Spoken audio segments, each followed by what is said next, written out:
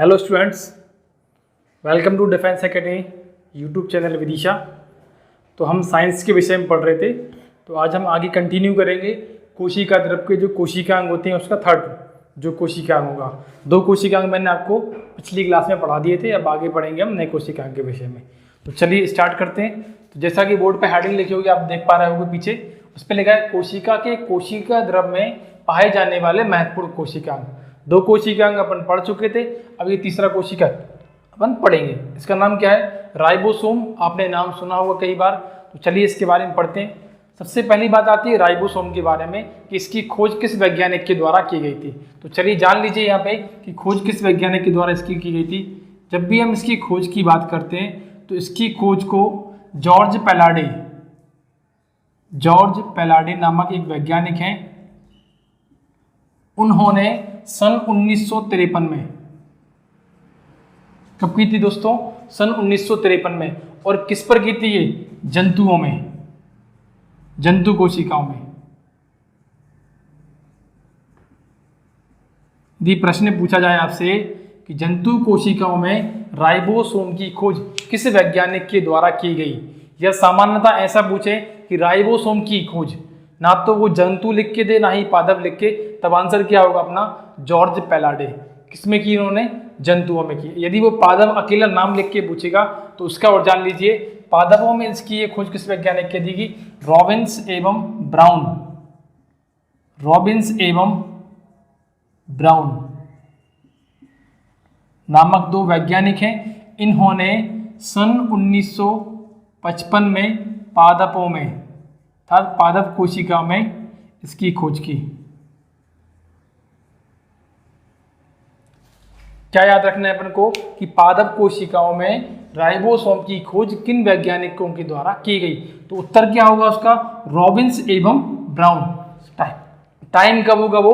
1955 अर्थात 1955। अब बात करते हैं इसके नामकरण की बात कि किस वैज्ञानिक के द्वारा राइबोसोम नाम रखा गया इस कोशिकांग का। तो जब भी इसके नामकरण की बात की जाएगी तो नामकरण रखा गया रिचर्ड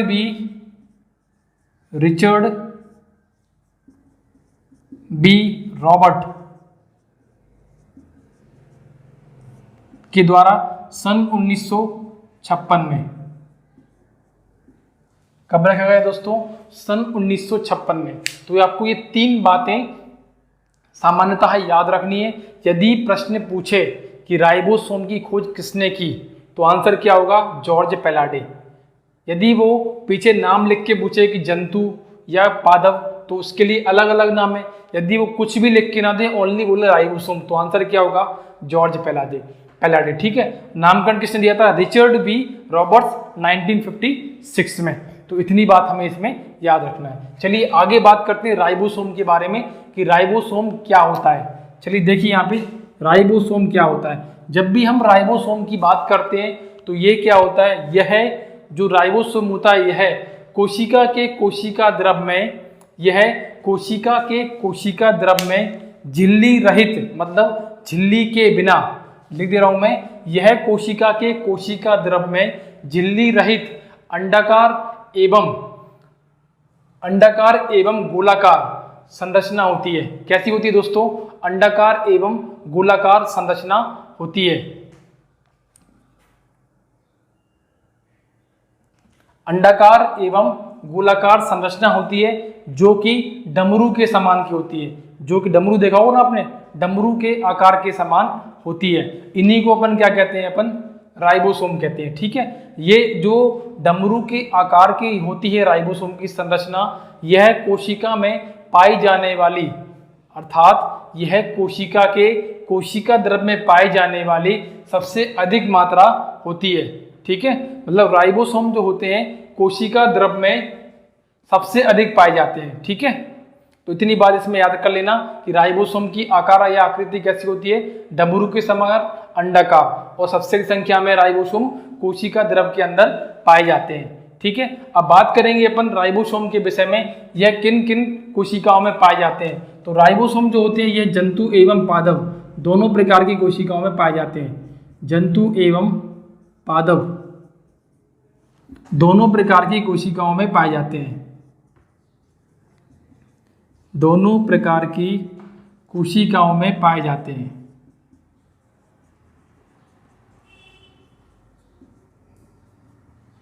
कोशिकाओं में पाए जाते हैं। ठीक है, तो इतनी बात आपको इसमें याद रखना है। आप इसका स्क्रीनशॉट ले लीजिए, फिर अपन इसको आगे पढ़ते हैं। ठीक है, अभी बहुत ज़्यादा इसमें टाइप वगैरह भी है इसमें, इसका स्क्रीनशॉट ले लीजिए।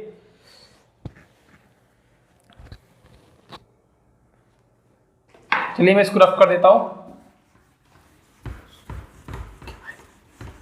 अभी अपन ने इसकी संरचना के बारे में पढ़ा कि संरचना के आधार पर इसकी परिभाषा क्या बनती है। अब मैं इसकी वास्तविक परिभाषा है वो बताता हूँ कि राइबोसोम की जो एक्चुअल जो परिभाषा होती है वो वास्तविकता में होती क्या है, राइबोसोम में किन किन चीज़ों का सम्मिश्रण होता है। तो राइबोसोम की जब बात करते हैं तो इसमें देखो मैं बता दूं कि राइबोसोम जो होता है वह दो प्रकार की सब यूनिट से मिलकर बना होता है। क्या बोला मैंने यहाँ पे कि जो राइबोसोम की जो राइबोसोम बनता है, ऐसे लिख देता हूँ मैं, राइबोसोम की संरचना,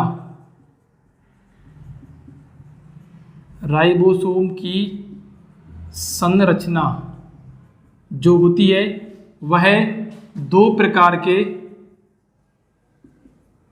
सभी यूनिट, दो प्रकार की सभी यूनिट से होती है। क्या कहा मैंने कि राइबोसोम की जो संरचना होती है दो प्रकार की सभी यूनिट से होती है। और ये जो सभी यूनिट होती है कौन कौन सी होती हैं, जिसमें ये दो सभी यूनिट होती हैं, उसमें से एक यूनिट कैसी होती है, छोटी, और दूसरी सब यूनिट कैसी होती है, इसमें बड़ी होती है। ठीक है, छोटी वाली जो सभी यूनिट होती है उसे क्या बोलते हैं, इसमें आरएनए। क्या बोलते हैं दोस्तों, आरएनए। इसका फुल फॉर्म क्या होता है, nucleic acid, ribo nucleic acid, ribo nucleic acid मतलब क्या होता है, अम्ल। और दूसरी जो बड़ी यूनिट होती है इसकी, छोटी सब यूनिट, और ये क्या होगी, बड़ी सब यूनिट। ठीक है, तो बड़ी वाली जो होती है भाई क्या होती है, अमीनो अम्ल, अमीनो अम्ल। तो हमें ये दो बातें याद रखना है इसमें। फिर से इसको बता देता हूँ, ध्यान से सुनना। यहाँ पे जो राइबोसोम की संरचना होती है यह दो प्रकार की सभी यूनिट से मिलकर होती है। ये दो प्रकार की सभी यूनिट में एक सभी यूनिट होती है छोटी, और दूसरी कैसी होती है, बड़ी होती है। छोटी वाले सभी यूनिट को आरएनए कहते हैं, अर्थात राइबो न्यूक्लिक अम्ल, एवं बड़ी वाली क्या होती है, अमीनो अम्ल होती है। तो यदि परीक्षा में पूछे कि आरएनए जो राइबोसोम होता है कौन सी दो सब यूनिट से मिलकर बनता है, तो उत्तर क्या होगा, राइबो न्यूक्लिक अम्ल एवं अमीनो अम्ल। ठीक है, तो ये दो बातें आपको इसमें याद रखना है। जब इन दोनों यूनिट के द्वारा इसकी संरचना बन जाती है तो उसे क्या संयुक्त रूप से क्या बोला जाता है, उसे बोलते हैं राइबो न्यूक्लियोप्रोटीन।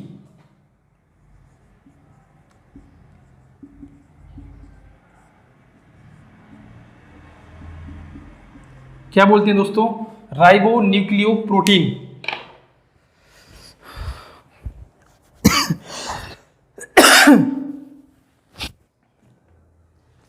मैंने कहा, क्या कहा यहाँ पे कि आरएनए एवं अमीनो अम्ल जब दोनों सभी यूनिट को मिला दिया जाता है तो उसको क्या बोलते हैं अपन, राइबो न्यूक्लिक प्रोटीन कहते हैं। ठीक है, ये एक तरीके से कण के रूप में इसमें उपस्थित होंगे। जैसे मैंने आपको बताया था अंतः प्रद्रव्य जालिका के ऊपर ये प्रेजेंट होते हैं खुरदुरी सतह पर, ये मैंने आपको इससे पहली वाली क्लास में आपको बताया था। ठीक है, यदि पूछे कि राइबोसोम कहाँ पर उपस्थित होते हैं, तो राइबोसोम जो कोशिका का केंद्रक होता है,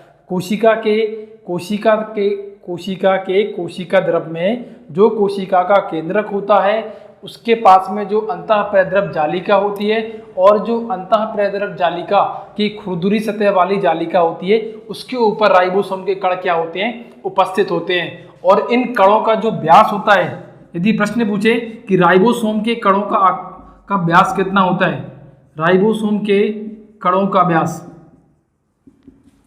तो वह कितना होता है अपना, लगभग 140 से लेकर 160 एंगस्ट्रॉम, हिंदी में लिख दे रहा हूं मैं, एंगस्ट्रॉम। ठीक है, साइज मापने की वो होती है 140 से लेकर 160 एंगस्ट्रॉम होती है राइबोसोम के कणों का व्यास। ठीक है, स्क्रीनशॉट ले लीजिए आप इतना इसको।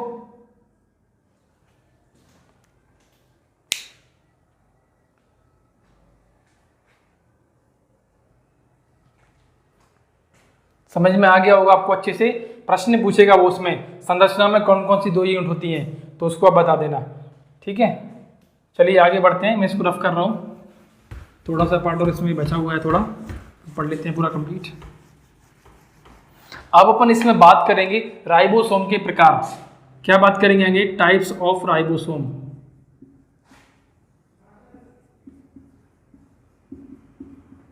कि राइबोसोम कितने प्रकार के होते हैं। जैसा कि मैंने जब अपनी पहली क्लास पढ़ी थी, तो उसमें मैंने जो सेकंड क्लास थी इसमें मैंने आपको पढ़ाया था कोशिका के प्रकार के बारे में। वहां अपन ने पढ़ा था प्रोकैरियोटिक कोशिका और यूकैरियोटिक कोशिका। वहां पे मैंने बताया था कि प्रोकैरियोटिक कोशिका में 7S प्रकार के राइबोसोम पाए जाते हैं एवं यूकैरियोटिक कोशिका में 80S प्रकार के राइबोसोम पाए जाते हैं। तो वो यहाँ पे आप जान लीजिए वो क्या होते हैं। ठीक है, तो राइबोसोम जो होते हैं मुख्य रूप से 2 प्रकार के होते हैं। राइबोसोम मुख्य रूप से कितने प्रकार के होते हैं दोस्तों? 2 प्रकार से। पहला क्या होता है? 7S ribosome. पहला क्या होता है? 7S ribosome. और दूसरा जो होता है वह क्या होता है? 80S ribosome. क्या होता है दोस्तों? 80S ribosome. ठीक है, तो ये 2 प्रकार के राइबोसोम इसमें उपस्थित होते हैं। अब इसमें हेडिंग डालना, पहला वाला 7S राइबोसोम। 7S राइबोसोम कि ये क्या होता है, क्योंकि वहां पर मैंने बताया था कि मैं जब अपन आगे टॉपिक आएगा तो वहां पर मैं इसको डिस्क्राइब करूंगा कि ये क्या होता है। तो जो 7S राइबोसोम होता है ये क्या होता है? इस राइबोसोम में ध्यान से सुनना, इस राइबोसोम, यह राइबोसोम जो होता है यह माइटोकॉन्ड्रिया और कोशिका की जो भित्ति होती है, माइटोकॉन्ड्रिया, लाइसोसोम एवं हरित लवक जो होते हैं अपने हरित लवक, उसके बाद नील हरित शैवाल, जीवाणु एवं बैक्टीरिया इत्यादि में पाया जाता है। कहाँ कहाँ पाया जाता है? माइटोकॉन्ड्रिया में पाया जाता है, लाइसोसोम में पाया जाता है, और क्या बताया मैंने आगे इसमें? जीवाणुओं में, हरित लवकों में, बैक्टीरिया में और नील हरित शैवाल में छोटे कणों के रूप में पाया जाता है। कैसे पाया जाता है दोस्तों? छोटे कणों के रूप में पाया जाता है, जिसमें क्या होता है? 2 प्रकार के होते हैं इसमें 2 प्रकार की सब यूनिट होती हैं। छोटे प्रकार के होंगे इसमें, तो काय में हो जाएगा ये अपना, एक हो जाएगा इसमें जो छोटा वाला होगा राइबोसोम, इसमें छोटे आकार का जो होगा, छोटे आकार का जो कण होगा, छोटे आकार का होगा, उससे बोलेंगे अपन 30S। छोटे आकार में मैंने क्या बताया था? RNA। और जो बड़े आकार का होगा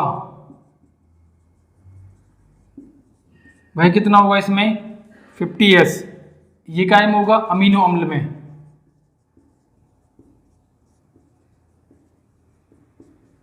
तो यहां से कहने का मतलब क्या है कि जो ये 7S राइबोसोम होता है यह प्रोकैरियोटिक कोशिकाओं में उपस्थित होता है, जो कि माइटोकॉन्ड्रिया, हरित लवक, नील हरित शैवाल, उसके बाद आएगा इसमें जीवाणु एवं बैक्टीरिया में छोटे कणों के रूप में पाया जाता है।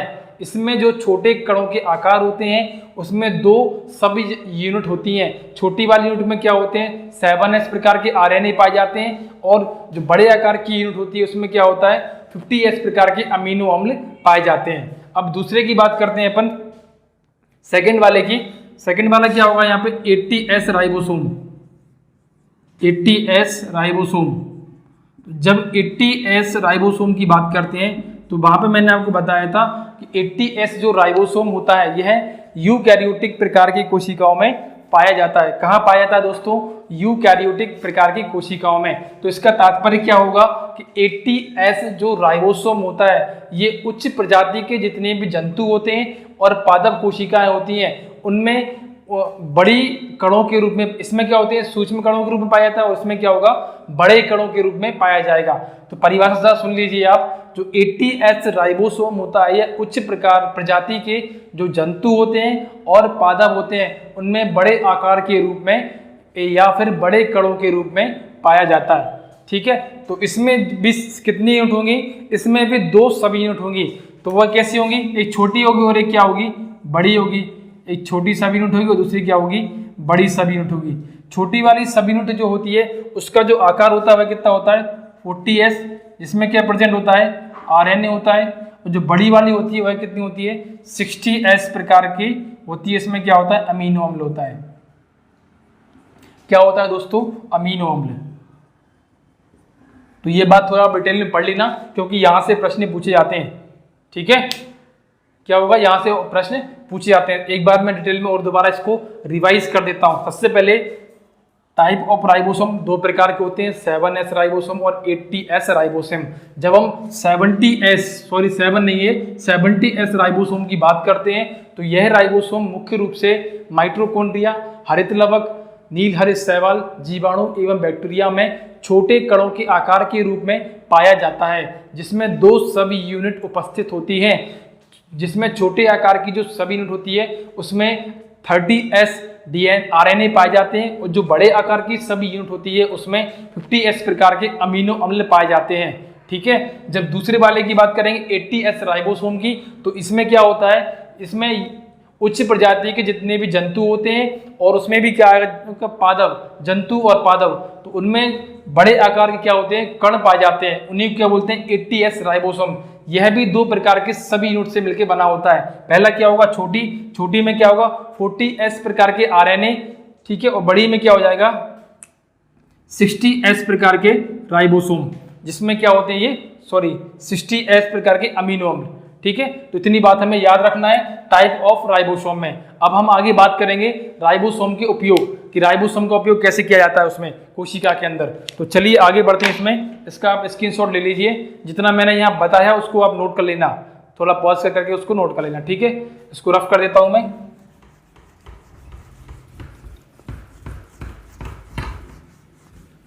अब आगे हेडिंग लिखना इसमें। अब आगे गीला हो गया पूरा पसीने में, पढ़ लेना। आगे इसमें पढ़ना राइबोसोम के कार्य, समझा दे रहा हूं मैं क्या काम करते हैं मुख्य रूप से। आपने कई बार परीक्षाओं में पूछा होगा प्रोटीन फैक्ट्री किसे बोलते हैं, कोशिका की प्रोटीन फैक्ट्री किसे कहते हैं, राइबोसोम को बोलते हैं। क्यों बोलते हैं, अभी मैंने यहाँ क्या बताया कि राइबोसोम में 2 प्रकार के सब यूनिट का प्रयोग किया जाता है। एक क्या होता है, RNA, और एक क्या होता है, अमीनो अम्ल। तो ध्यान रखना, ऐसे नहीं बोलते प्रोटीन फैक्ट्री, समझ लो क्यों कहा जाता है उसको, तो हवा में कुछ ही बता दो उसको। देखो यहाँ पे जो RNA होता है, मैंने इसका फुल फॉर्म बताया था, क्या होता है, राइबो न्यूक्लिक अम्ल। लिख नहीं रहा मैं, समझना, राइबो न्यूक्लिक अम्ल। तो ये भी एक अम्ल है और ये भी क्या है, एक अम्ल है। जब हम किसी भी अम्ल को संश्लेषण के माध्यम से एब्जॉर्ब करते हैं, और भाई किस में चेंज हो जाता है, प्रोटीन में। किस में चेंज होगा बच्चों, वो प्रोटीन में।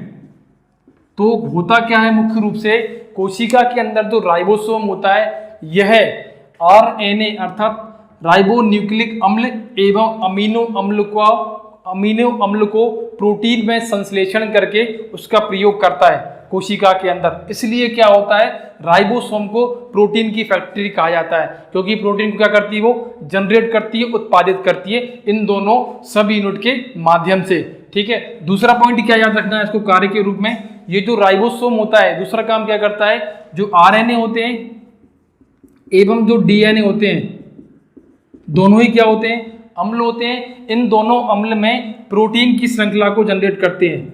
ये क्वेश्चन पूछा हुआ है कि प्रोटीन की जो श्रृंखला होती है वो कहाँ पे बनती है, कौन जनरेट करवाता है उसको, कौन उसको बनाता है, तो आंसर क्या होगा, राइबोसोम। क्या याद रखोगे, RNA एवं DNA में प्रोटीन की श्रृंखला को जनरेट करने का काम राइबोसोम करते हैं। ठीक है, तो ये हमारा आज राइबोसोम क्या हो गया, कंप्लीट हो गया है। तो आप ये 3rd कोशिकांग याद कर लेना अच्छे से। अब आगे हम पढ़ेंगे नेक्स्ट क्लास में। आज के लिए इतना ही दोस्तों, थैंक यू सो मच।